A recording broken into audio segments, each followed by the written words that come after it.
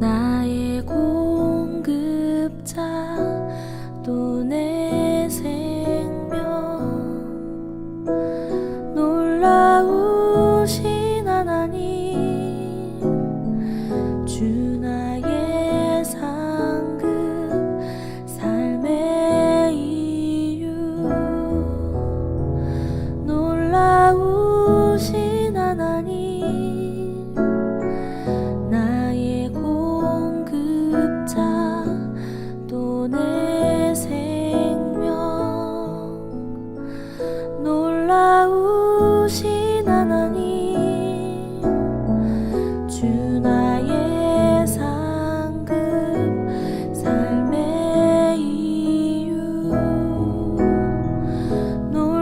놀라우신 하나님 주님의 그 모든 것이 내 삶을 가득 채우네 내 모든 갈증과 필요 주 사랑으로 만족시키니 부족함 없네 내가 원하는 모든 것보다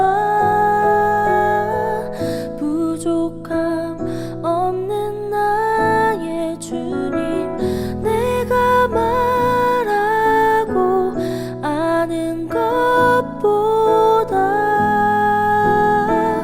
더욱더 놀라우신 주님의 그 모든 것이 내 삶을 가득 채우네 내 모든 갈증과 필요 주 사랑으로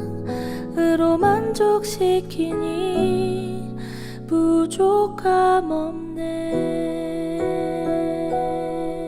할렐루야. 주님과 함께 살고 이웃과 함께 사는 우리 모두가 되길 바랍니다.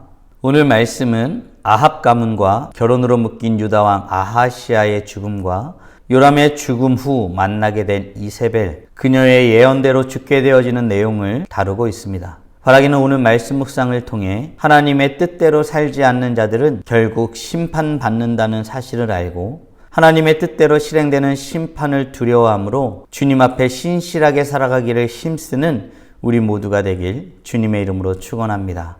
함께 묵상할 하나님 말씀은 열왕기하 9장 27절부터 37절까지입니다. 말씀 듣고 묵상 나눔하겠습니다.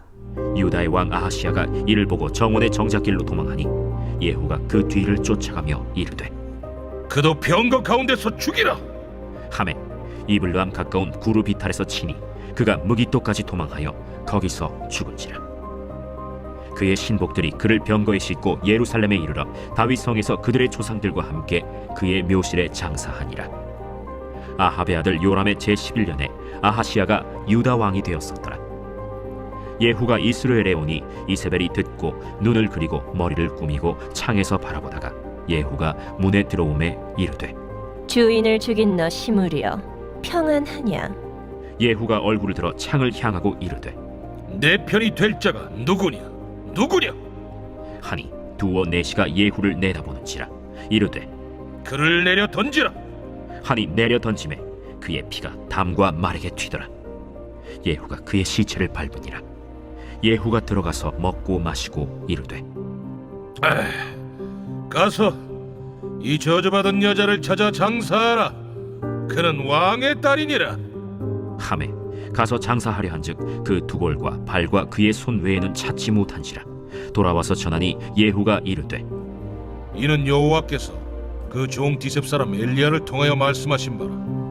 이르시기를 이스라엘 토지에서 개들이 이세벨의 살을 먹을지라.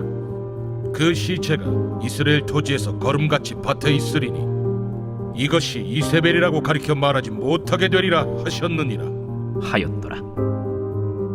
오늘 말씀은 아합 가문과 결혼으로 묶인 유다 왕 아하시아의 죽음과 요람의 죽음 후 만나게 된 이세벨, 그녀의 예언대로 죽음에 이르게 되는 과정에 대해서 다루고 있습니다. 유다 왕 아하시아는 요람의 죽음을 보며 도망하였습니다. 하지만 예후는 그를 쫓아가 죽이라고 합니다. 무기뚝까지 쫓아가 결국 그는 죽게 됩니다. 아하시아는 어떻게 되었을까요? 28절입니다.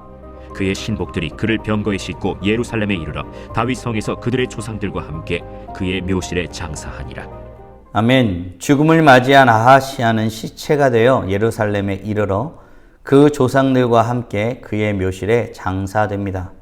그 모습은 나봇의 땅에 던져진 요람과 대조되는 모습이었습니다. 사랑하는 성도 여러분, 아하시아의 죽음을 통해서 어떤 생각을 하게 되셨습니까? 말씀을 통해 그 또한 심판의 자리에 있었음을 확인하게 됩니다. 그는 하나님을 멀리하고 악을 행하였던 이들과 연합하여 살았습니다. 그 영향력 아래에서 그는 같은 모습으로 하나님께 악한 일을 행하며 살았습니다. 그 또한 심판의 대상이었던 것입니다. 바라기는 우리 모두 심판의 자리에서 구원받은 하나님의 은혜를 누리며 살아가는 우리 모두가 되길 주님의 이름으로 축원합니다. 하나님의 심판의 도구로 쓰임받은 예후는 다시 이스라엘에 왔을 때 이세벨을 만나게 됩니다. 그녀는 눈을 그리고 머리를 꾸미고 창에서 내다보며 여전히 거만한 모습으로 서 있었습니다. 이세벨은 심판의 도구로 쓰임받은 예후를 어떻게 대하고 있습니까? 31절입니다. 예후가 문에 들어오매 이르되 주인을 죽인 너 시므리여 평안하냐. 아멘. 이세벨은 예후를 시므리에 빗대어 말하였습니다. 시므리는 이전에 영모를 꾀하였다가 7일 만에 살해된 사람이었습니다. 이세벨은 예후를 조롱하고 저주하고 있는 것입니다. 지금 그 남편을 죽이고 오는 예후를 두려워하지 않고 여전히 거만한 모습으로 서 있는 것입니다.